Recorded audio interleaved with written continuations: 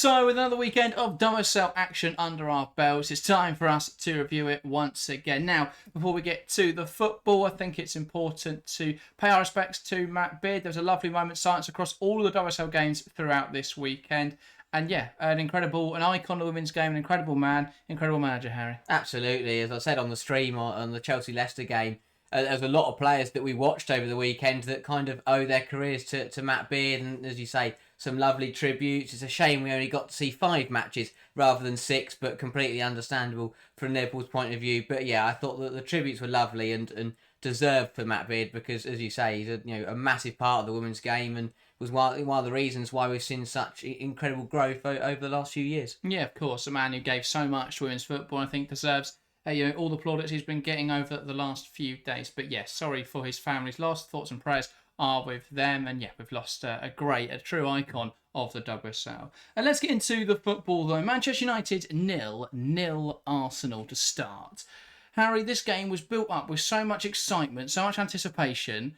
But do you think a 0-0 was always the most obvious result? I think we always knew it was going to be a bit of a tight game. Yes, both these sides have played out some thrillers over the last couple of years. I mean, 4-3 at the Emirates towards the end of last season. But this early in the season, 2 giants taking on each other, neither side wanted to give each other half a yard to work with. And I think that with both sides being as settled as they were, both sides on the same form, it was always going to be difficult to find a winner. Now, we saw Chelsea Man City take each other on the opening day, and the only advantage between those sides was that Chelsea were settled, City under a new manager. But with United and Arsenal in this game, you had 2 sides who were coming into it in very similar positions. Both were flying high at the top of the table, and I think the quality difference between them is very marginal. So it was always going to be a really difficult one to find a winner, and well, we didn't find a winner. And we didn't find any goals. I think that was probably the most disappointing part of it. At half-time, we sat there on stream and said, this game needs a goal to really get going. And once, I think, if we had gotten 1 goal, it would have suddenly become very aggressive and a bit more attacking and would have been a bit more end-to-end. But I think that both sides won't be happy with the point, but they won't be disappointed either. It's not a bad result at this point in the season, especially if you're Arsenal, to go away from home to one of your title rivals and come away with a 0-0 draw, a clean sheet and a point. It's not terrible. So neither side I think both sides would like to win, but especially the way Man United set up, I think a draw was always going to be on the cards because the sides are so close in quality. It would have taken something special to separate the both of them. Yeah, it was quite an interesting match. I thought tactically, both sides clearly were very happy to play for a point, which I think speaks volumes about where they are at this point in the season. They don't want to give up ground too early, but yeah, as you say, I think if there was a goal in this game, it would have forced the other team to go for it, and that may have opened the game up a lot more. United started fastest, though. I thought they looked very direct from the off. First 13 minutes, they looked really strong. From there, though, they didn't really attack. But in those first 3 minutes, they tried to put the ball over the top. They were using Mallard in behind. I think that was very much a tactical decision. They wanted to get Mallard in behind. They knew the danger she could cause. And actually, there was 2 moments in the second half where she was almost in behind that were possible fouls from Arsenal. There was the dubious calls from the referee that we could have seen Mallard break behind. So I think that was United's game plan. It didn't quite pan out, but they did get chances from that. Whether or not they'd have scored returned on the field is a different argument, but I don't think Mallard did too badly in that role. But yeah, Skinner nailed the setup for the result he wanted. He went into this game wanting at least a draw. Yeah, exactly that. It was counter-attacking stuff from Manchester United. They were happy to sit a little bit deeper, let Arsenal have all of the ball, but limit Arsenal from doing anything dangerous, and then turn the ball over and spring quickly on the attack. And yeah, I thought that they started really sharply, looked really bright, and Mallard did well to force Van Domselaar into a couple saves, and they did just, it was the pace almost from United. I think that's what I really enjoyed seeing in those first 10 minutes was that they were sitting deep, but when they turned the ball over, they were managing to get out and go at Arsenal quickly, and that did kind of catch Arsenal off guard. I mean, within a minute, we saw Letitia put Turland in, put Mallard in behind and force a save out of Van Domselaar, and that I thought was going to set the tone for the match because it was a really good start from United. And while Arsenal were the ones on the ball and were occupying the space in United's half, they weren't doing anything with it. And I think they were a bit fortunate. The United's counter-attacks didn't come off in those 13 minutes. And United, I think, will also be disappointed they didn't get anything out of those chances, because there were some really good opportunities in there to score some goals, and they didn't take advantage of that. And then obviously, that went on to hurt them later down the line, because they didn't see anything after that. But I thought, after that first 10-15 minutes, it really looked like we're going to see an exciting game where Arsenal have the ball and come forward. But when United turn it over, they come out that Arsenal backline hard and fast. But it didn't really materialise like that, I think, as much as Skinner had wanted to. But in terms of the discipline and the setup and the way they defended, I thought United were superb, and Skinner got that spot on, got personnel selection. Again, was really solid for the back four and the two in front of that. And I think that they were so hard to break down. Any side in the world would have found it hard to get through that United defence, because they just defended as a unit. And when you've got the quality as some of the players that United have in that back line, Arsenal just couldn't find a way through, and they were limited to pot shots, which either went wide or were stopped. But I thought United and Skinner, they got it right, and it paid off. And I think Peter won't be happy about it, but as you say, it's exactly what Skinner wanted from the game. He got what he was hoping for, and I think he'll be pretty pleased with that. He'd have loved a goal, but overall, defensively, you can't fault Man United. Yeah, I think Skinner's the manager who's found the most balance this season in the WSL. And, I think, considering how competitive it is, every team wants to be able to ensure they concede as little as possible while scoring as many as possible. But you want to sort of try and strike a sweet balance between the two, where you're decently defensively solid, but you're also able to offer an attacking threat. You want to have a balance, and I think United have got that. I think with Arsenal and Chelsea, they're both a bit too defensive at the moment. I think there's a little bit too much caution. And with Man City, as we'll discuss later, they throw caution to the wind and they just attack teams, and that's why they lost to Chelsea, but it's also why they won 5-1. So I think United have struck a balance really nicely. They were dominant in their first 2 game weeks, a 5-1 and a 4-1 victory, I believe they were, or 4-0 victory. Really strong performances in both of those matches against Leicester and London City Lionesses. Two sides who have gone on to win games since then. And so I think that shows United's quality, because they tore those sides apart, and they're not necessarily just terrible teams. Leicester proved really difficult for other teams to break down, but United tore them apart. And I think at the moment, United are playing the most attractive brand of football, but they're also finding the defensive regiment, and they're disciplined. And in this game, Arsenal just couldn't break them down. They couldn't create chances. I think they clearly plan to try and draw United out and play in behind, but I'm not sure why they expect that to happen. United were just able to defend quite effectively, and they never got Blackstenius in behind. They'd been better off starting with Russo leading the line and looking to try and get some gain territory in United and then be able to break them down slowly. But they didn't, and they never looked like breaking them down. I think at some point in the game, you just got to start like crossing balls into the box, stuff like that. They didn't do. You take off Katie McKay and bring on Taylor Hines, you're not going to get more of an attacking threat from that. So I just felt like Arsenal were too cautious in this game. At some point, you've got to go for it. But I think it's a consequence of where we are at in the season right now, because a loss for Arsenal is a bigger swing in the title race than a win, if that makes sense. Like if they lose more than they gain if they win compared to the draw. So it made sense they never really wanted to over push for it, but I think Arsenal would have wanted to a victory would have been great. I think the draw, though, suited both parties. In terms of defenders, in terms of people we can actually praise, phenomenal efforts from some of the defensive players. Let's start with Manchester United, because flawless across the board, really. Bizet playing a slightly unnatural position, but actually, because she was getting forward on the right-hand side, it did mean she sort of plays a right winger at times, but praise to them because they were excellent. Yeah, exactly that. I think that it was a worry. We said in the pre-match build-up, especially with Bizet, but I thought overall in wide areas, United with Sandberg and Bizet as fullbacks, it looked like areas that Arsenal were going to have to try and target. But I thought they did really, really well. The discipline from Bizet especially was superb, but Sandberg was equally brilliant up against a player with the quality of Olivia Smith. That was a very, very difficult job that was given to her with George not fully fit, and I think Sandberg did very, very well in that role. It helps the fullbacks when you've got two of the best centre halves in Europe playing up against each other. But again, it comes back to what I'm saying is that about United being disciplined and defending like a unit, because that's what the players did so well. It's why they did so well, is because it was the way that Bizet and Sandberg defended, not only in those one-on-ones against their opposite wingers, but also with the rest of the back four, the communication was spot on. They stayed with their players.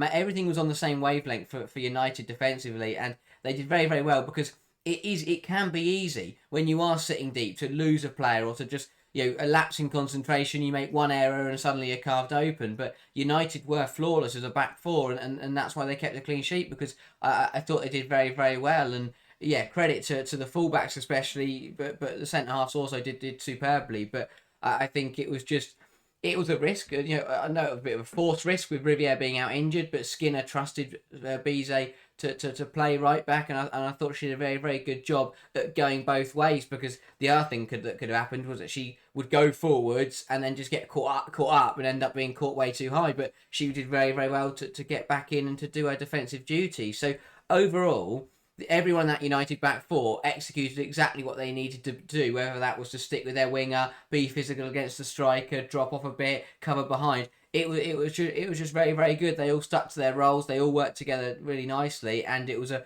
very well regimented performance, both as individual defenders, but also as a back four working together. Yeah, I think with Bizet not getting caught out, it's an interesting comment, but I think it's more to do with Arsenal, because Arsenal never wanted to transition, because that brings... Well, as soon as the game becomes transitional, it becomes more risky for Arsenal.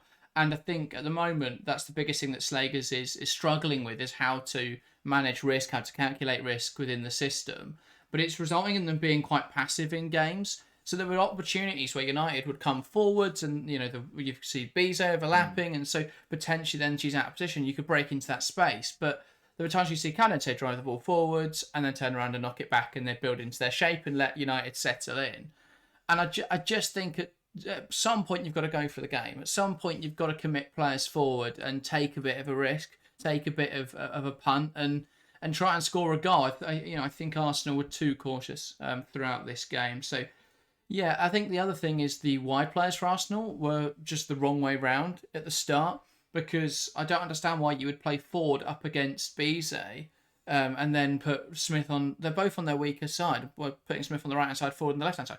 You swap them, you get Smith running inside or darting at Bizet, who's not a natural defender, and you get Ford making back post runs, because there was one opportunity where I think it was Mariana Caldente who put the ball towards the back post, and Smith just didn't quite make that run. Ford would have gunned it, because that's what she's great at. And there was one opportunity where Ford cut inside and put it wide.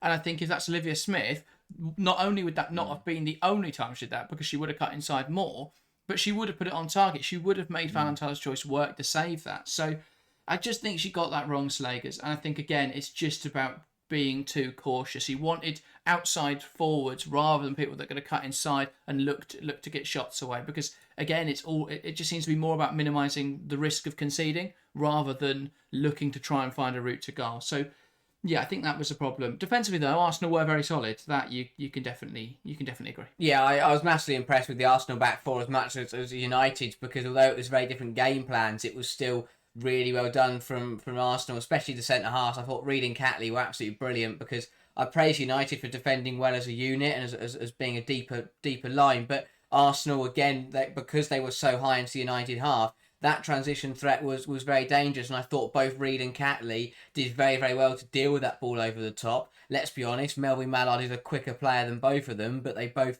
did very well. Reed using her physicality and Catley using her experience, and they did quite well to deal with that ball over the top. It's one of the hardest things to defend when you are running back towards your own goal and the ball is going over your head, but I thought they both dealt with it very, very well. I think as also the different approach to dealing with it. Katie Reed was very much jumping in and challenging with Mallard when the ball dropped and making sure she got there first, which she did, and that's why we did see a couple of clumsy moments between the two of them where they were kind of both fouling each other and falling over the ball and all sorts, because they were both challenging for a ball that was coming down, whereas Catley opted for the let Mallard bring the ball down but position herself well so that Mallard can't do anything with it, and it just shows how the difference in potentially a younger defender and a more experienced defender is that Catley did very, very well, used her body positioning rather than her ability to be strong and challenge for the ball. I think that's why they complement each other so nicely, because Catley's used to playing alongside Williamson, who may step up, so Catley's naturally going to drop off a little bit more,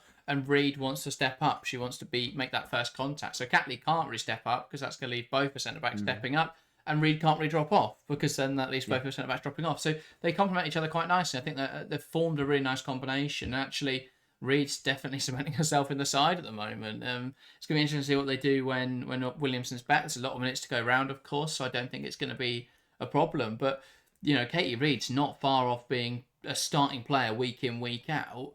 And I don't think that Reed and Williamson's necessarily a partnership that's conducive for success, because you've got two players who want to be on the ball quite a lot there. Whereas I think you need someone like Catley, who is a bit more of a sweeper at times, just dropping off the centre backs to be able to deal with those balls in behind. So, I think it's going to be interesting what Arsenal do with that. Which manager do you think will be more frustrated by this result? Do you think both of them will be pleased? I think Mark Skinner will be very, very happy. He went out there with an objective, which was to come away without losing, and that's exactly what they did. I think if you're René Slagers, you have to be a little bit annoyed with the way that United played. Yes, they defended well, but Arsenal didn't do anything with the ball. And that was my biggest frustration, I think, was that again, that comes down to the things we spoke about. Personnel selection was a big one. What on earth was going on there? But it's one of those where if you get the basic decisions right, things will happen. But when United got the ball, they turned it over, they got it over the top, and they tried to make something happen. Arsenal, they just didn't have enough shots. Simple as that. It's too static in wide areas. Exactly. And in the second half, both sides really struggled in front of the goal, but they didn't do enough with the ball. But that comes because, as you say, the wide area, the wide players weren't who it needed to be. Why Alessia Russo is playing as a number 10, I will never know, and I will keep saying it until Slagers stops doing it. Alessia Russo is one of the best number 9s in the world, if not the best striker in the world at the moment. So to put her in the 10 is just... It stuns me every time we see it, because she's not a creative player. She's not going to sit in the 10 and popping the ball out and creating chances. She's a number 9. Stick her up front and get deliveries into her and get it onto her head. We saw it a couple of times when Calente or Fox or McCabe would swing a ball in and there'd just be no one there to get it, because your world-class number 9 is the one stood on the edge of the area waiting for a cutback. That's not where you need Alessia Russo. So personnel selection really let Arsenal down, and that is something that Slagers has got to start getting right, because if you keep putting Russo in the 10 and keep getting the winger, the winger options the wrong way round, or you keep mixing different profiles, it's not going to work. Slagers has got to find the balance between the profile she's got on the pitch, because that was a big game. You've just got to, you've got to get it right in those kind of matches, because they didn't do enough. Yes, Man United defended well, but bar a couple pot shots and brilliant efforts from Smith and Ford and the likes, there was absolutely nothing threatening towards Man United's goal whatsoever, really. Yeah, I think the happiest manager from this game was probably Sonia Bonpastor. Yeah. That takes us quite nicely onto Chelsea 1-0 Leicester City. I have never seen such a volatile reaction to a win before. Yeah. A result where Chelsea gained 3 points on gained 2 points on Arsenal, Manchester United, another 3 points on the board, maintained a perfect start to the season. I've never seen such a volatile reaction. I want to start with that. We will just, discuss the game, and obviously it wasn't a perfect performance by any stretch, but I don't think I've ever seen such an aggressive reaction to a positive result.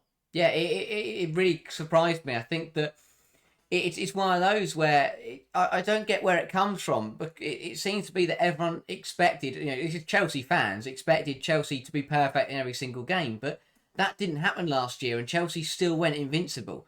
And people saying that Bonpastor's getting it wrong and not doing things, but by all means, if Chelsea start losing games, and you could absolutely say that, but you can't say that while you're still winning games. Bonpastor's yet to lose a game in the league since she took charge. I don't understand how people have been so critical of Chelsea's performance and the way they're playing. Don't get me wrong. As we said, it was not perfect. There are things to work out, and Chelsea do need to iron out a few issues, because it could cost them in other games. But when you win a football match, it doesn't. You've got the 3 points, and that's what happens. And it wasn't like the performance was terrible. Chelsea did deserve to win, and they did score their chances, and the chances they did have, they put on target, and they were doing well in front of goal. And credit to Janila Leipzig for keeping the score line at only 1-0. But I think that it's one of those where you can't, if it's not a perfect performance, you can't suddenly just get very angry about it and say that it's not good enough, because it was good enough to win the game. Is it good enough to beat every team in the league? No, but Chelsea were playing Leicester on that day, and I think that it was it was a win at the end of the day. It was 3 points where the other title rivals only picked up one. So overall, it was a good weekend for Chelsea. Yes, there are issues, but I don't get how so many people can be so critical of Bon Pastor. Yeah, people just want to see goals, and that's fine. But Chelsea want to win titles, and the biggest thing that Bon Pastor has emphasised this season is that she wants control of matches.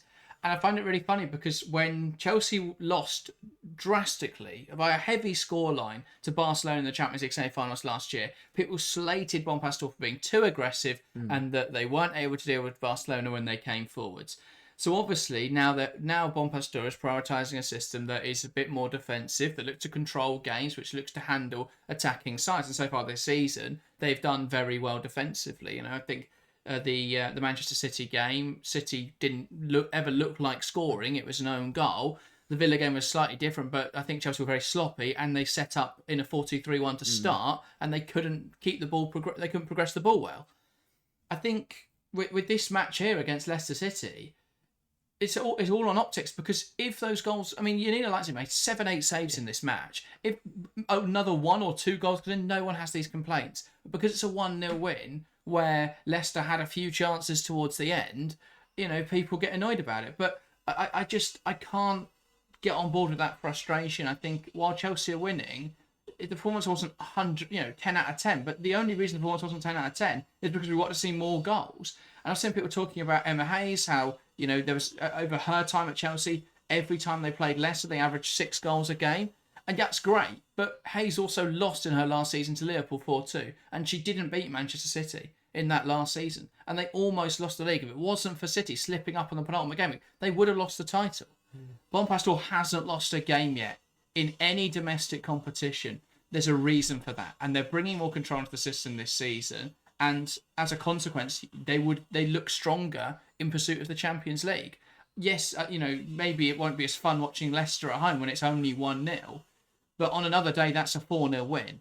If we go to West Ham this weekend and it's 0-0, of course I'll have the we could start to look at where the problems lie. And it's not perfect. I'm not saying that at all. But I think in terms of what Chelsea are looking to do this season, there has to be more control in the setup, and I think the 3-back offers that in abundance. So it's a tough conversation. Of course, I want to see Chelsea win every match 5-0, but I don't think it was as bad as a lot of people made out. And it's exactly that. I think the West Ham game will be the one where people can then start to say within a certain range of what they want, because with the West Ham game, that's a West Ham side who have been carved open by everybody this season, bar Tottenham. But that's Tottenham. A team that aren't very good defensively, that concede really sloppy goals. So 100%, I agree. Against a side like West Ham, Chelsea should be probably scoring 3-4 goals.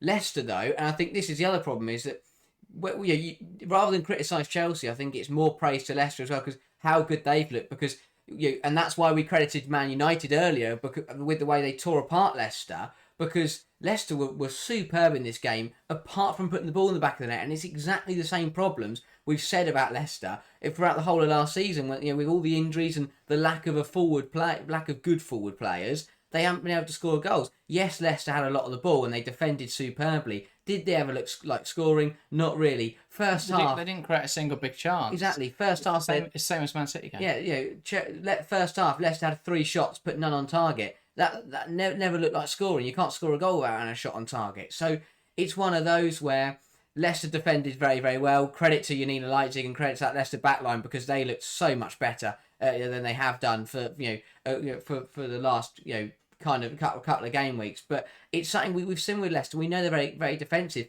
You take this fixture last year, and I know obviously it was a draw at the King Power, but the fact that Chelsea drew to Leicester last year, but this year have managed to beat them 1-0. Everyone going into this game, we know Leicester is a tough challenge, and I think that yes, Chelsea have got issues, got to move the ball quicker, got to be a little bit more dangerous, and have just got to do better to get. They did very well to limit Leicester, but I think Chelsea could have maybe done a little bit more and just looked a little bit dangerous. The shots that Chelsea did have were very clinical. We're sat at one point in the first half where Chelsea had only had 4 shots, but they'd all been on target. And that can cancel it out in football sometimes, because you don't need to have 10 shots if you only have 4 and put them all on target. If you have 4 shots and only put 1 on target, then absolutely, that's not good enough. But Chelsea really couldn't have done much more there. if you need Leipzig doesn't make the saves that she made, then maybe there'd have been a few more goals in this game. Yeah, the discourse around this game is entirely different if the effort from Walsh goes in, which is a fantastic stop from Janina Leipzig, if the effort from Cuthbert goes in, which is a really good stop from Janina Leipzig again, and the Beaver Jones opportunity right at the start of the second half, where the ball comes into the penalty area and Beaver Jones just doesn't adjust her body quick enough. But if those three go in, it's 4-0, and again, the discourse is completely different because everyone's talking about how Chelsea were dominant. So I think it's just, the problem is that Chelsea fans want to win every game 5-0, and that's understandable. But with 3 points on the board, I think it's a little bit bizarre to complain. And the people calling for Bonpastor to be sacked, that's absurd. Literally hasn't lost a game yet in domestic competitions. So yeah, I think the way Chelsea are setting up, and the comment I saw that made me most frustrated was someone said, if Chelsea keep playing like this, they won't win the Champions League. I said, well, if Chelsea keep playing like this, that's exactly what they are going to do. Because the reason Chelsea are playing this way is so that when they come up against top and elite European competition, they are able to offer defensive solidity while also an attacking threat. Rather than in previous seasons where we saw under Emma Hayes, they tried to go really defensive, but it's something that Chelsea hadn't used before, and they really weren't able to come forwards. Last season under Bonpastor, they tried to be very attacking, they tried to be on the front foot against Barcelona, and they got completely exposed. So yeah, I think trying to find that balance, trying to get more control in games makes a lot of sense. And let's discuss some of the other frustrations. Vika Kaptein, not her finest game at all, really struggled, I think, in this game. And this one was, I believe, a poor decision. When watching how Chelsea's midfield was structured, it was often Kat Macario that was dropping deeper, and Vika Kaptein that was left to go and combine in a forward area. And I just personally didn't understand that one at all. I don't think that we saw anything positive from Kaptein in this game. Yeah, it was a very, very quiet one. And as you say, I think it's playing Kaptein as one of the two tens is very, very interesting if you aren't going to drop her in, because at that point she is just an out-and-out number 10. It's not even like she's, kind of going between the two, being a 10 and supporting the attack, but also offering stability. If you're going to drop Macario in, Kaptein kind of ended up just being stood there, because Macario was dropping in, getting involved, but then also getting back up to be involved in the attack. And Kaptein, she really didn't touch the ball. And I think that as the first half went on, the game became less and less of her style. And I credited Leicester for this about half an hour through, that they turned it into a very scrappy midfield fight. Leicester were winning the battle out wide, forcing the ball inside, and making it a very, very competitive game. We saw that, Cuthbert picked up a yellow card, Van Egmond picked up a yellow card, McLaughlin had a couple of fouls in there. It was getting very aggressive in the middle. And while players like Walsh and Cuthbert will deal with that, and as defensive midfielders, they were getting stuck in, and it was really it was actually good, very good combative football from both sides. But Leicester's midfield three up against Chelsea's pivot. But that really wasn't Kaptein's game. We know Vika Kaptein, she's not one of those aggressive, combative midfielders. She's very much a bit more of a luxury midfielder, very good on the ball and really tidy feet. But in terms of that, there's a reason she was playing high at the pitch in one of the tens, because in terms of that aggression and that, the Erin Cuthbert kind of doggedness that keeps going, the constant running and the constant working, it's not Kaptein's kind of game. And I think that really showed as Leicester turned it into a bit more of a fight in that midfield. Kaptein was just very, very quiet and didn't really get involved. Yeah, I think there's a very interesting perception of Vika Kaptein and a lot of revisionism from performances last season. I think, because people associate her with coming in at the start of Bonpastor's reign, she's viewed as almost this golden child.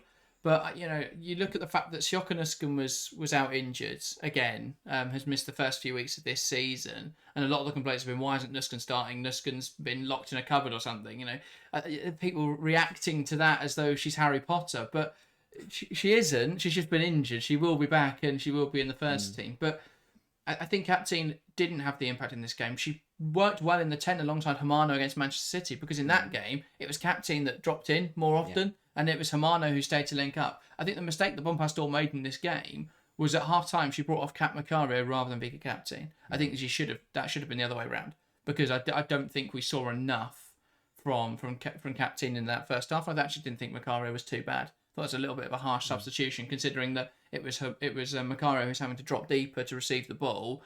I don't think she was able to impact the game in that way. Alyssa Thompson came on at left wing back. Again, I've seen people criticising that. I don't think she really did much wrong. She looked quite dangerous. Again, on another day, she put a great ball into the box. If Beaver Jones adjusts her body appropriately, then she's able to finish off that opportunity. And we're looking at Thompson having an assist and a very good defensive display from wing back, and it's viewed completely differently. What I will say is I think Sonia Baltimore's been really quiet. Don't think we've seen much of her yet this season, which has been a little bit of a shame because she was so important to Chelsea's attack last campaign. Yeah, again, I think that it's important to note that Leicester were very, very good in those wide areas. I thought Ale and Payne were probably two of the best players on the pitch, and I agree. I think that especially in the first half, we didn't see the ball come down Chelsea's left at all. It felt like Baltimore and Payne were just stood out there having a chat, and no one was actually involving them in the football match, and everything was coming down this right hand side with Carpenter, and we're enjoying a brilliant battle between Carpenter and Ale, which was a kind of going both ways. You know, Carpenter got in behind a couple of times, but Ale also managed to turn the ball over and kind of, you know, pin Carpenter a lot deeper than she would have wanted to be. So I think it's been interesting to see Baltimore as the wing back, you know, playing. Or yes, she's been pushed up technically, but I think both the wing backs were too deep in this game. That was the problem that Chelsea had, was they were never really given that license to push up, because the reason that Chelsea are playing the system that they are is that what they want to create without the ball is a back three, which last season they were doing anyway. It's the same structure as last season. It's just the difference is that Chelsea have Ellie Carpenter now, who they want to push up, rather than Lucy Bronze, who is happy to drop off and then have Carnreid hold the width. So instead, they're pushing Carpenter up. They need two tens, which last season was by having the left winger invert, which is Lauren James. We don't have Lauren James at the moment. Again, I think Chelsea look really strong once she's back. And so, yeah, it's the exact same structure. It's just a different way of building it up. As by having three natural centre-backs. The thing that shifts is the defensive shape. It means that Chelsea are more solid defensively. I think once the wing-backs understand their roles, because neither of them have played wing-back, particularly recently. They're both full-backs, Baltimore's a winger. But once they both understand when to commit, when to push forwards, if Chelsea can create that 3-box-3 shape, which is Bonpastour's ideals, then I think they'll look really strong again. They'll be able to pen teams in, but it's just teething issues with the new system. And I don't have too many problems at the moment with the way Chelsea are playing. I think Vika Gaptine should have been subbed. Don't think she had a great 45 minutes. I say probably wasn't her kind of game, and I don't think she really got involved with the play. But other than that, I don't have too many complaints about this game of football. I think Chelsea played fine. What was interesting was the experiment towards the end of the game to use two strikers. We saw Sam Kerr come on, Beaver Jones and Kerr used in a front pair. Do you think we could see more of that soon with the number of strikers that Chelsea have to fit in? I think it's an interesting one. Personally, I don't get it. I don't think either of them will want to play in a two-striker pairing. I think they both would prefer to be the number 9. I think with Ramirez being injured as well, it does mean that you've only really got Kerr and Beaver Jones that want to play in that 9 role. And Macario can obviously play up front as well. Yeah, I think it's an interesting one. I'll be intrigued to see whether we see it again from Bonpastor, but I don't think it necessarily made anything better or worse. It didn't really seem to make much of a difference, and it doesn't really when you've got 2 10s, when you go from 2 10s and 1 striker to 1 10 and 2 strikers, especially with how Sam Kerr, who did come in quite deep to collect the ball at times, almost too deep if anything. But I think that I'll be intrigued to see how it plays out, maybe against a side that are more defensively vulnerable, like a West Ham, if we do see something like that. But yeah, I don't think it really aided or hurt Chelsea. So yeah, as you say, I think it's just it'll be intriguing to see if we get to see more of it, because I think that it was a very small sample size, and I don't think it really had much impact either way on the game. Yeah, Leicester defensively solid. Chelsea we couldn't really break that down very effectively, but they won 1-0. That's the important thing, and they had other chances that on a different day go in. Don't think it was a bad performance at all. And let's move on then to Tottenham 1-5 Manchester City, from one side who couldn't break a defensive team down to a side that found it very easy.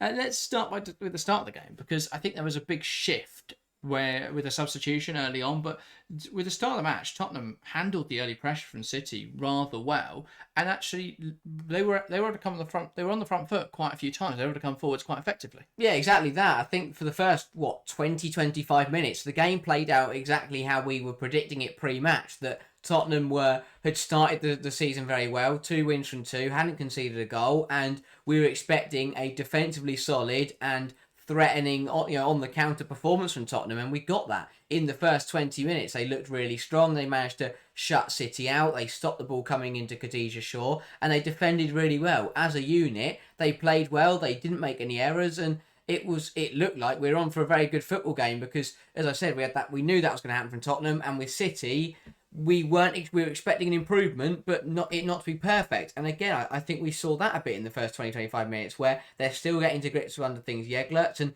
the first 25 minutes played out exactly how we thought it was, and I thought that would be the theme for the game. Tottenham defending well, but trying to look dangerous on the counter with a front line that looked a little bit more exciting than it was last season, and a City side who would just slow by every 10 minutes that goes past at the moment. They seem to be getting better and better and better in each and every game. So I thought it was a game. At that point, it felt like it was going to kick off and spark up into a really exciting competitive football match. And well, Man City had other ideas. Tottenham also had other ideas, to be fair. And I think that it was really weird because a lot of people will look at the result and forget about that first 20 minutes, and rightfully so, because it did the complexion of the match completely changed between the first 20 and the next 70. But I think it is important to mention that it wasn't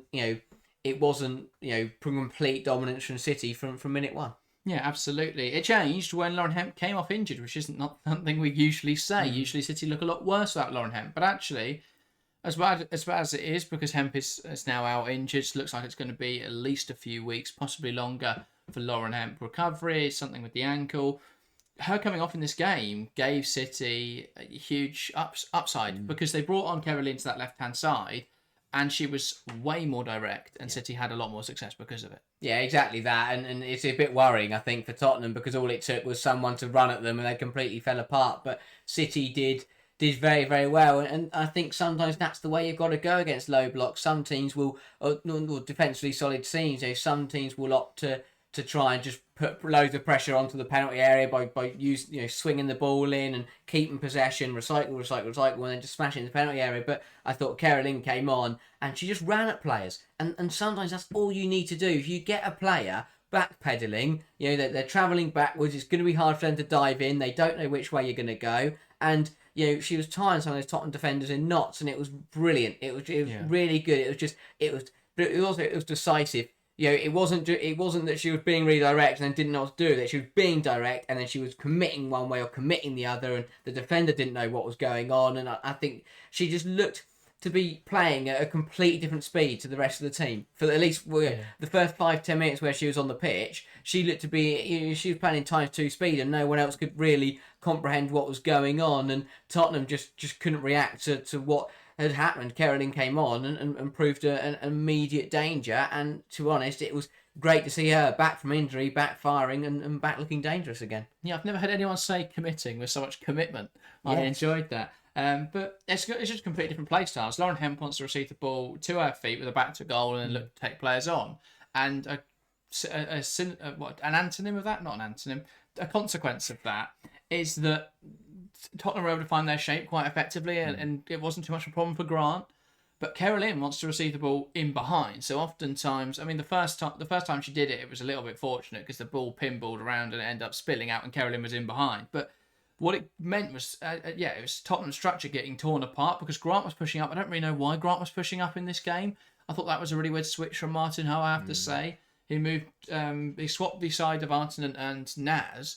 And then rather than, in previous games, what they've been doing is having Rybrink at right back and then slotting into right centre half, Nilden pushing up the line, Naz on the right hand side to hold the width, Arnson, the left winger, would cut inside. You create the usual 3-box-3, the formation that everyone wants to play nowadays, or 3-2-5 type shape, which has always been fairly popular. But instead, what they did in this game was Grant was pushing up the line as well, and it just left them so exposed. This isn't the game to try pushing your right back on. This is Manchester City. I don't think they should have changed Grant. They should brought Grant into this game. I think they should have kept with Josephine Rybrink, but I don't think that would have changed how they were torn apart because Caroline was able to find so much space in behind, and they broke away well. But yeah, Tottenham's capitulation, shades of last season and how their defence was opened up, and I think then how heads dropped from that moment. Yeah, it's exactly that. I think that a lot of people will see the result and think that Tottenham have gone right back to where they were, but I think, as you say, this should just be a one-off, and it's something that Martin Ho will still be working on. He was absolutely furious with his side, and understandably so, because as you say, they conceded one and then just gave up. It seemed to be that they just fell apart, and that was something we saw from Villaham. But that doesn't come from tactics. That just comes from the dressing room, which, although we're seeing Martin Ho's on the pitch quality prevail, clearly still needs to get his head around that dressing room and cultivate that atmosphere, which will take time because there's new players into the squad, and the atmosphere must be on the floor once after Villa. They're all so sad after last season. Like, genuinely, if you're playing FM, there's no morale in the team whatsoever. It was a shambles last season. I think that we saw that once they went 1-0 down, it was that feeling of, oh no, here we go again, which it shouldn't have been. There should have been a reaction. There should have been a bit of fight about them. But that is something that needs to be worked on, because they can't just capitulate like they did. As you say, it was the wrong game to change the personnel and to make differences. When you've won 2 games out of 2 and you haven't conceded a goal, why would you change a thing? You just play your own football and see what happens. I still think they've got some problems they need to deal with, and I think with Matilda Vimbo back from injury, Olivia Holt has to start. I mean, I don't understand how watching Jess Naz play football is like watching a scarecrow play football. There's just nothing there. There's no dynamism. There's no pace. Every time she gets on the ball, she just turns backwards and either loses it or has to send the ball back to her defence, and it's pointless because you might as well just kick it out for a throw and then try and win it back in the press. It was one of those where Tottenham have still got things to work out, and of course, it's only Martin Ho's 3rd ever game, and I think he will get to grips with that, but once he gets the personnel perfect, I think they'll get there. Defensively, as we say, it's about that unit. That what they did in the first 2 games was defend so well together. There was lots of communication, lots of talking, and as a unit, they were really, really sharp. Yes, the individual quality has got better from last season, but they defended as a 4. Where in this game, it just felt like once they conceded 1, it was every player for themselves, and it felt like every defender was defending 1-on-1, and because they were losing those 1-on-1s, they just was exposed massively. They lost their shape, they lost their discipline, and Man City took full advantage, and credit to Jeglertz and City because they were on fire in this game. It could have easily been 2-3-1 if they hadn't taken the full extent of Tottenham's problems, but very good stuff from City and Tottenham. It's back to the drawing board, and they've got to make sure they don't slip up now, because if they start to get back into their old ways, it's going to be a long season for them. So for Martin Ho, he's got to look at that and make sure they don't end up dropping backwards and making more individual mistakes. Yeah, I thought Toko Koga looked like the captain of a sinking ship. Yeah, where the rest of the defence the rest of the crew are just throwing themselves overboard. And she was there desperately trying to hoover up balls and clear them away, but everyone else is down tools. And yeah, it was one of those. It definitely harked back to last season, that Tottenham performance. For Man City, though, ruthless in attacking areas. Feels like we're watching the City of old. But quite an interesting observation from the game.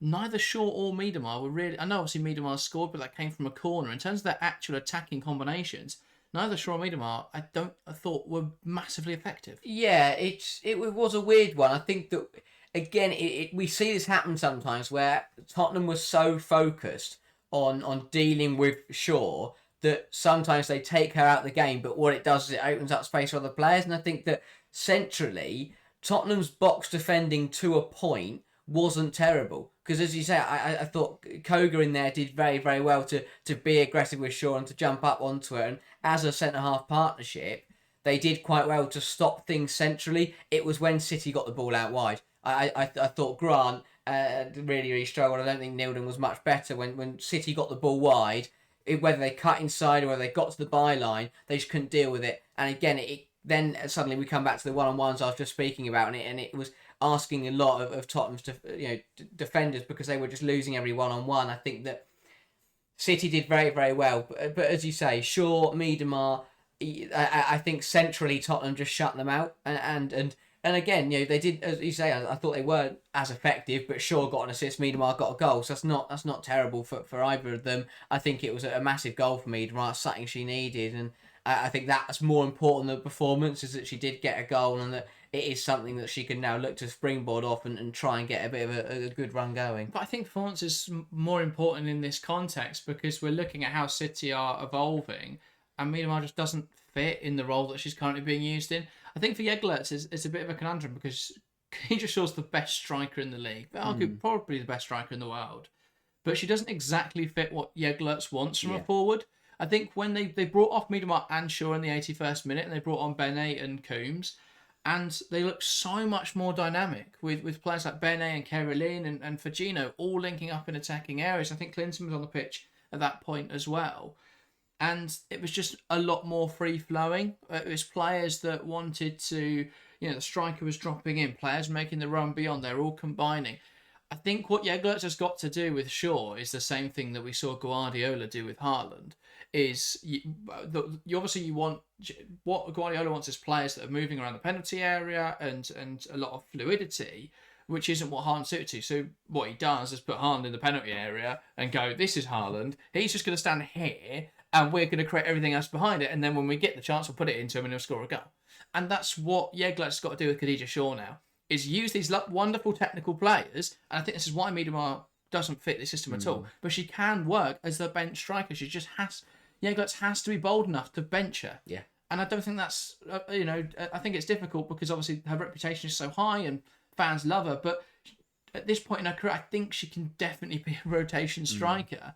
And I just don't think she works. You need those technically gifted players working on the outside of the penalty area, creating chances. Shaw stands in the penalty area, and when you get the chance to put the ball in the box, and Shaw finishes it off. That's how they've got to utilise Khadija Shaw now. And I think it's, I think Jeglertz will come to that realisation sooner rather than later. But I think in terms of the football they played, they did, I think they looked better, weirdly, once they lost Khadija Shaw and Viviana Miedemar, once they brought them off. Shaw also uncharacteristically missing a penalty. Didn't expect that.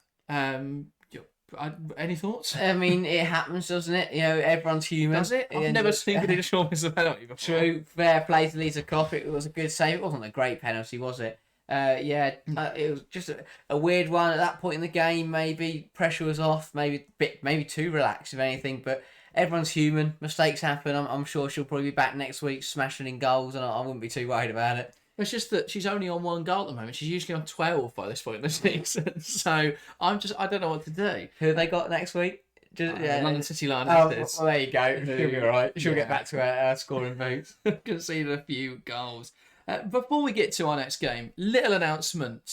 Harry can put something on screen now with more information, but we need your help because we are nominated for the Football Content Awards in 2 different categories. We're nominated for Best in Video Creators and we're nominated for Best Young Content Creators. So Harry, where can they go to vote? They can go to the Football Content Awards website, I believe. Instagram first as well. Go to football.content.awards Instagram. You go to the post which is correlated with our awards and you tag at the Women's Football Chat under that post. Just go to the Football Content Awards on Instagram. You should be able to find that. And then it's pretty explanatory on their page as to what to do from there. Or you can head over to the address on screen now, Football Content Awards/voting, and you can go and vote for us there. You can do both of those things. They will count for 2 votes. So as many of those things you can do as possible. Share it with your family and friends. Need as many votes as possible because we're competing with some ridiculous competition. Yes. We were looking through the other people especially in the Best in Video Creators Award, because we're up against the likes of John McKenzie, who works for Tifo and The Athletic as an analyst. No idea how we're going to beat him. That's going to be fun. People like Alice Talks Football, fantastic creator, 100,000 subscribers on her main platform. We have 5,000 subscribers. It's going to be very difficult. It's David versus Goliath. If you want to back the underdog and you want to back the only women's football channel to ever be nominated for Best in Video, then head on over to the Football Content Awards and vote for us. And hopefully we'll come back with some trophies. We need something for the set. It's looking a little bit bland nowadays. Let's get some trophies up. So that is, just a little, if you could, go and vote for us. That'd be great. Let's move on back to the football, Harry. Brighton 4, 1 West Ham. West Ham's tumultuous start to the campaign continues. What do you think of this game? This was the most predictable game of the game week. This is a Brighton side who are very, very good. They've started the season well. They're very, very, they're great in front of goal, really good at putting sides under pressure. And a West Ham side who hate being under pressure, can't defend corners, can't defend full stop, and have started really poorly. It's exactly what we expect to happen. Look at the majority of the goals. West Ham tried to play out. Brighton turned the ball over half the pitch. They played a couple of combinations in the penalty area where West Ham just stood there and watched them do it. They had a few shots and they scored goals. It was so poor from West Ham again. I mean, don't get the quality of goal, especially like the Kafaji one, for example. They were brilliant goals from Brighton. But look at the move from it. West Ham just play it into their own corner, boxed themselves in. They weren't even under much pressure. They boxed themselves in. Agyemang wings it back, gives it to Kafaji, and don't get me wrong, it is a brilliant strike. But what on earth are West Ham and Ryan Skinner doing at the moment? They keep making decisions and playing themselves into trouble. It's inexplicable. I can't understand it. When you are up against it. I couldn't even think of the word inexplicable. You were so flustered by how bad they are. Just kick the ball long and relieve pressure. Why, when you're struggling as much as they are, making so many mistakes, why are you still trying to play out? Just get the ball up and give it to Vivian and get your strikers to hold it up, because the amount of goals they've conceded this season where they've tried to play it out, they've lost it in their own penalty area and then been punished, it's going to be a joke if it keeps happening, because I can't understand it. It was Vidicic, kind of football. It was brilliant. But Brighton, very high pressing, were all over West Ham, and they absolutely trounced them. This was one-way traffic, a bar of the penalty, and credit to Brighton, because they played very, very well, and they deserved 3 points. Yeah, I think there were two key turning points in this match, or voltas if you're a fan of poetry. There was the goal, obviously, that that Brighton scored from the corner. And before then, the game was fairly even. But then West Ham can't defend corners. They concede from that. And for the rest of the first half, Brighton were dominant. They went on to get a second. They went into the break, strong favourites. Coming up for the second half, West Ham actually looked really decent to start the second half. They were progressing the ball nicely. They created chances. They obviously got the penalty. They scored that. You look at that and you think, that's the moment. That's where you get up for the game. You're really excited. That's where you build a little bit of belief from. And yet... And then they did for a few minutes, about 5 minutes goes past, and then they just get caught, and it's the Kafaji goal, and that killed it. And from there, Brighton cruised to victory. They added another late on. And there was just those chances for West Ham. They don't concede from a corner, just simply because they don't mark anyone. And then if they could just hold on for a bit longer, or they should have just taken belief from that penalty and kept pushing forwards. And then they make a big mistake and Kafaji scores, and it kills that opportunity. 2-1, it's game on. Yeah. And then within 5 minutes, they've absolutely ruined the opportunity. And so, I think it's just more frustration for West Ham, more poor performances. On Brighton, though, because we've spoken a lot about how bad West Ham are, but Brighton look phenomenal at the moment. Yeah, they're high flying. They're exactly, they're back to where they were. To be honest, I think they're probably actually stronger than they were at the start of last season, because what Vidicic has done so well is he's taken the problems that they had at the turn of the year, and he's used that, and he's fixed them, and he's gone out, and he's not just gone, oh, it was fine because we're already fifth. No, he's realised they weren't good enough in the second half of last season, and they've found remedies, they've found solutions to those problems, and they look brilliant. They've found, again, we spoke about at the top of the show with Mark Skinner, but I think Brighton have done really well to find that balance. They're doing so well at judging when to be aggressive, when to step up onto teams, and when to go at them, but also when to just be a little more reserved and just expect the unexpected and be wary of that threat from the opposition. Because I think last season, one of their biggest problems was actually being too aggressive, was being too positive against sides lower down the table, and then they got caught out. The amount of times we saw last season, Brighton would... they got some brilliant results at Chelsea, at Man United, at Arsenal, and then they'd go lose to someone lower down the table because they'd just be too aggressive and then get caught out. But this season, Vidicic has found that balance, and balance is so key in football. It's why Man United are high flying, and it's why Brighton are doing so well, because they've found he's found a really good mix between being aggressive and being on the front foot, high pressing, high energy, but also just being able to go, let's just hang on here, be a bit more reserved. They're coming at us, and just understanding the game. Because, as you said, 2-1, it could have been game on, but Brighton could have panicked and let their lead slip. But they did well. They regrouped. They went right back at West Ham, and they ended up winning the game 4-1. But credit to Brighton, they did really well. West Ham have got to start getting the basics right. But overall, I think out of all the games this weekend, it was the most predictable, and it was the one that probably lived up to its predictions, but the most accurately. Yeah, and just the data supports exactly what you're saying there. In terms of them being aggressive and being able to win the ball back, they are third highest for possession won in the final third per match, 9.3 times. They win the ball back in the opposition final third. Only Arsenal and Manchester City, of course, have higher, but really impressive in Brighton. It shows they're such a good pressing team. I think the other thing is, you mentioned there about the calm and not messing around with the ball as much. They had the highest clearances per match from the first 3 match weeks, with an average of 31.3 across the 3 matches so far. So they're more than happy, if they're in a difficult position, just to send it long. I think we saw that against in the Man City game especially. The other thing they've done is sign an Adozi, who is the third highest, I think, this season for saves at the moment amongst the WSL goalkeepers. So she's really strong, and I think Brighton have done really well as a consequence. Yeah. They are overperforming their XG conceded at the moment, but when you've played Man City, that's not necessarily a bad thing. When you played Aston Villa, I think they've done really well. They're on 4 points, and people look at that as a bit of a mess start. They find themselves 6th in the table, but considering the fixtures they've had, it's been tough for them. They play Everton next, where they were favourites to win. They then play Tottenham, where again they're favourites to win. And then they come out of that situation with 10 points on the board from the first 5 match weeks. And I think it's similar to last season where we're going, well, are they going to finish 4th? And then they'll probably end up finishing 5th. But yeah, I think they're in a very interesting. I think they're a very fun side to watch. It's a shame we haven't been able to stream them yet this season because they're just always hidden away. No one's allowed to. They're not the big main event, but they do have Arsenal in a couple weeks' time, which will be a very big test for them. And I think the first time this season we're going to stream them. In fact, we might be doing Tottenham Brighton as well.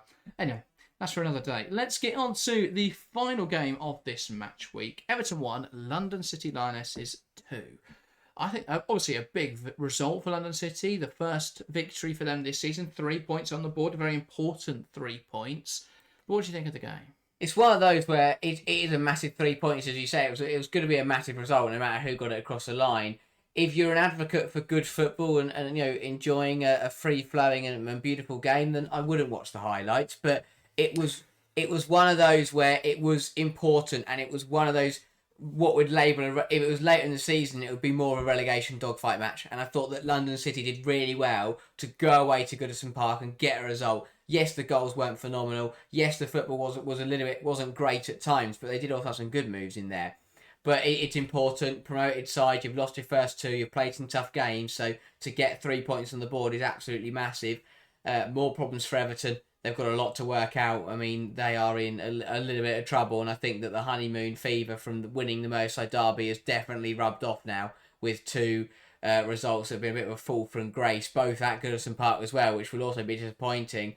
But I thought that London City did well to win the game and get the points across. I think the fact that Everton nearly got back into it, but I don't think that was ever really a threat. It was a penalty. That's got to be something London City got to be careful. But it was a really good promoted side performance. It was. There were still issues, and of course they've still got things they need to iron out. But it's a big, important 3 points on the board. It's brilliant for Isabel Goodwin to get a couple of goals under her belts. An unorthodox finish for the first one, especially. But that's what you need your striker to do when you need to get points on the board. When you want to get some goals in. They've done well. They've scored in every game, so you can't fault that. They've looked good in front of goal.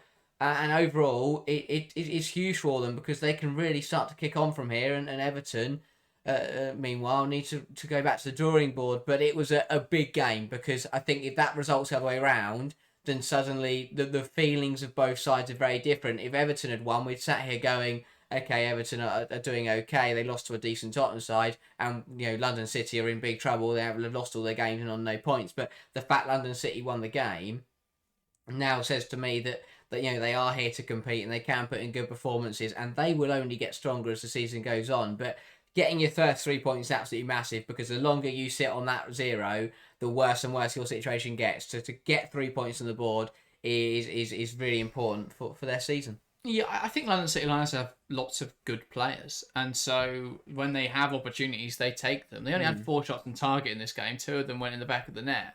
When you've got a player like Isabel Goodwin, I mean, she had 3 of London City's 4 shots on target. The only other player to put a shot on target was Wassa Sangare. But I think the fact they didn't create great chances throughout this game, but they were able to capitalise on Everton mistakes because they've got really good players. And this is exactly what we were saying earlier in the season. We talk about, well, they're probably not going to gel particularly quickly. They're probably not going to look great on the ball, but they've got good players, and that'll probably be enough to get them over the line. These are the sort of games we're talking about where they didn't play particularly well, but the 2 big mistakes Everton made in this match were punished heavily because London City are a really good side and have really good players. The first goal is Everton just messing around with the ball. I don't know how they didn't deal with that corner. Just someone needs to take charge of the situation, shout their name, and launch it into the Goodison stand, and no one did that. And Isabel Goodwin just smashed it into the roof of the net. The second goal, defensively, absolutely abhorrent. Yeah. Like, it was just horrible to watch. The fact is, they come down the left-hand side and you're thinking, oh, deal with the cross, deal with the cross. They don't deal with the cross. Comes across, and then camera pans, and Isabel Goodwin is just stood in the 6-yard box, and no one is near her. No one's marking her. And so, yeah, it wasn't even a good shot. It was literally straight at Courtney Brosnan. She should have done better with it.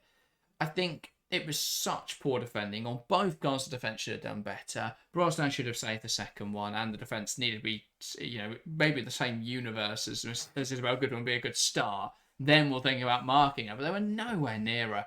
And, just way too open. They scored the penalty. Everton probably, if you look at pure, in terms of who had the most opportunities, who looked better going forwards, Everton probably merited more from this game. But they just couldn't take their chances. Or Lee had a really good goal, had a really good game in goal for London City. 9 shots on target from Everton in this game. Only 1 went in. Where are they going? Well, they didn't create high quality chances. They had a lot of shots on the edge of the box. A bit, Vignola again. Lots of shots on the edge of the box, forcing the goalkeeper to make saves. But because it's not fake Kirby, it doesn't just go in like it did against Liverpool. That's what we speak about in the Merseyside derby where she scored a hat trick. It's like, yeah, she's done well, but a lot of her shots are from less, not great opportunities. And against better teams and better goalkeepers, they're going to save them. And that's what we saw in this game. Anna Leigh did really well. It was a game where, again, the individual quality shone through for London City, and that will be enough to get them over the line in games. So, yeah, that's why you sign. That's why you spend millions and millions of pounds on players, because it will get you a team that is difficult to beat because they will take their chances. Let's move on then to the dreaded aerial fantasy section, where I think I'm just going to sit here and cry for a bit, because I'll start abhorrent. 26 points. Although, to be fair, I could have another 2 on the way if they manage to fix what has got... I don't know what's... I think it's because of the Liverpool-Villa game not finishing that the game week just hasn't ended on the site, but it will sort itself out and I should be on to 28. Not better, really, though, is it? Just a terrible, terrible game week all round. My 2 transfers this week were, I believe, Enadozie came into the team. And that should have been a clean sheet. She gave away a penalty. That was stupid. She shouldn't have given away that penalty, by the way. Don't think we spoke about that. But yeah, shouldn't have given away that penalty. And obviously then West Ham scored a goal. I also brought in Rachel McLaughlin. I was so confident in Brighton's defence that I thought, oh, there's no way they're going to concede to West Ham. How wrong I was. McLaughlin didn't even start. She wasn't even in the squad. I was between, do I want Olaslaugers or McLaughlin? Of course, then, McLaughlin doesn't even show up, and Olaslaugers scored. So that's just my aerial fantasy season summed up with that one. I also made another transfer for a -4, which is to bring in Ebony Salmon, which, could have been a great transfer. I couldn't really have foreseen that game not going ahead. But frustrating. My captaincy paid off of Ellie Carpenter. She was the only player in my team that scored more than 3. So nailed that. She got me 12. And so, yeah, just terrible from all my attacking players. Turland didn't start. Baltimore came off at half-time. Beth England didn't offer any threat, really, against Man City. Koga got 1, which I'm happy with. That could have been a lot worse. Riviere didn't play. And, yeah, Calvin-Tay didn't look like attacking, and Bizet played at right-back. So, all in all, awful. The problem I'm having is that next week, my team starts to look really good. I'll let you do your points. But the problem I'm having, I can't just, clean slate, because next week, it looks really good. Yes. But, yeah. I had a great time. I love my game week. Now, I'm on 44 points. It says I'm on 44 points, but as we mentioned, once players get subbed in, I will shoot up to 60. I'll have Roebuck, Riviere and Gapox all getting subbed out to be replaced by Van Domselaar on 6, Emily Fox on 9, and 1 from Olga Artanen. So, got away with 1 there, because I would have benched them and not got as many points. So that was a bit fortunate, but overall, it was a really... Well, it wasn't a really good game week. I got lucky, and that was it. Bjorn 6, Letitia 6, both keeping clean sheets. The Man City Tottenham games where I really picked up my points. 11 from Fagino, 9 from Olivia Holt on a visionary. What a player she is. 6 from Captain Shaw. Now that let me down. We mentioned her missing the penalty earlier on. If she'd scored that, not only would have I had that goal captained, because she'd have scored it, but Fagino was also the one who was fouled for the penalty, so it would have also been more points for Fagino. So that penalty, cost me, I think I worked out, cost me about 10, 15 points, which was a bit of a shame. Bar that, Ford, Adjumang, Robinson, Reed didn't do much. But yeah, 44 doesn't look brilliant. But once all those players get subbed in, I'll be right up to 60 and I'll be having a great time. So I can't really complain. I got lucky that the players I had in my team didn't play, so they're going to get subbed out for players that did really well on my bench. Yeah, well, the highest point score I can find is you, but we're not going to talk about that. Instead, we'll go for this is point score on the round. We'll go for 41st, Jake Pringle with What's the Story, Katrina Gorey. 60 points from Jake Pringle. In goal, it's Hannah Hampton, a back line of Letitia 6, Bright 6, and Greenwood 12. So pretty much picked up all the best clean sheets, and Greenwood got a goal and assist or something like that. How did she get to 12? Not sure. But yeah, I'm trying to click on it. It doesn't work. Katrina Gorey then on 2. Hanson didn't play. Will get subbed out for Claire Hunt, -1. So that's not ideal, but there we go. Kirby 6, 1 from Arton, 18 from Captain Daggy Beaver Jones, 2 from England, and 1 from Turland. So yeah, not too shabby at all. Well done to Jake Pringle. Greenwood's points were for a clean sheet. Did they keep a clean? They didn't keep a clean sheet. She got subbed off. Yeah, she got subbed off. Assist and then bonuses and minute points as well. So yeah, Greenwood there getting a clean sheet. City, despite City not getting a clean sheet. Top of the league is Sister Slagers staying top of the league, I believe. Yeah, 49 points this round. Stays top with the 203 points. So yeah, well done again, Captain Baggy Beaver Jones. Had Chelsea and Arsenal defence. Not the best week, but not too bad either. Had Sandberg, who will get subbed in, or should have played over Pacheco. Bad decision from Sister Slagers. So yeah, should have picked. I really should be lecturing people on who to pick in Fantasy WSL. As for formation, then looking at my team heading into next week, it looks good. Because I've already made my transfers, which is famously a bad idea, but I had to. I was so annoyed. I've made my 2 transfers. They're inevitably now going to get injured. I've actually made 3 transfers, taken another -4, which will go badly once again. I brought in Katie Reed for Jade Rose, because for now it looks like Reed is going to keep playing. So I'm bringing her in. I've gone for Gino because she's got London City Lionesses and I can't afford any other Man City attackers. And I've brought in Beaver Jones instead of Turland because I'm not sure on her minutes. Inevitably now she will start and probably score a brace against Liverpool. But there we go. I've captained Beaver Jones for now against West Ham. But I've also got England, Finberg and Koga against Leicester, which I think is positive. Enadozie and McLaughlin against Everton. Carpenter against West Ham. Bizet Liverpool. Fagino London City. Rivier's got Liverpool. And Candace's got Villa. So looking fairly strong for next week. And then I probably will sell all my best players because it's Chelsea, United and Arsenal City the week after that. Buy loads of randomers, and then after that I'll clean slate to have a good team again. Fair enough. It's my current plan. I'm not looking too bad going into next week. I've got most of my players are coming in pairs. I've got the Tottenham pair of Arton and Holt, the City pair of Fagino and Shaw, the Arsenal pair, of Van Domstar and Ford, the United pair of Riviere and Letitia, and then Kapox, Agjamang and Bjorn. I've also still got my 2 free transfers, so I definitely can do something with those. Maybe I'll take out Kapox and probably Katie Robinson because she hasn't played 60 or more minutes yet this season, so I think it might be time to take her out. Yeah, probably. I think that's fairly obvious at this point, but yeah, that does round up our Game Week 3 weekend roundup. Hope you have enjoyed. And remember, go on over to the Football Content Awards